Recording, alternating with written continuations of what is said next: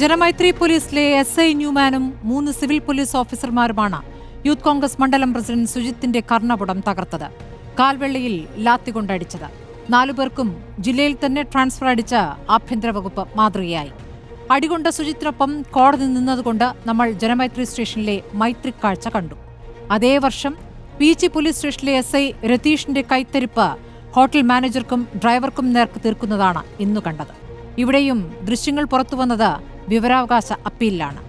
രതീഷിനെതിരെ ആഭ്യന്തര റിപ്പോർട്ട് ഉണ്ടായിട്ടും സ്ഥാനക്കയറ്റമായിരുന്നു നടപടി. സമൻസ് ചോദിച്ചത് പിടിക്കാത്ത ACP സുദർശന്റെയും CA ബെന്നിയുടെയും മർദ്ദനമേറ്റ ലീഗ് നേതാവ് മാമുക്കോയുടെ പ്രതികരണവും സ്വന്തം പാർട്ടി ഭരിക്കുമ്പോൾ മർദ്ദനമേറ്റ CPM ലോക്കൽ സെക്രട്ടറിയുടെ വെളിപ്പെടുത്തലും കേരളം കണ്ടുകൊണ്ടിരിക്കുകയാണ്.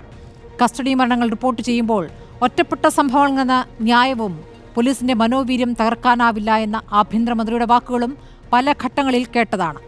ഇതല്ല പശ്ചാത്തലമെങ്കിലും പോലീസിലെ പുഴുക്കുത്തുകളെക്കുറിച്ചും സംസ്ഥാനത്തെ ആഭ്യന്തരമന്ത്രി മുൻപ് പറഞ്ഞിട്ടുണ്ട്. പുഴുക്കുത്ത് ഒന്നും രണ്ടുമല്ല എന്നതിന്റെ ദൃശ്യയാഥാർത്ഥ്യങ്ങൾ പുറത്തുവരുമ്പോൾ ജനമൈത്രി എന്ന പ്രയോഗം പ്രഹസനമാവുകയാണ്. ഇടിമൈത്രിയോ എന്നതാണ് ചോദ്യം.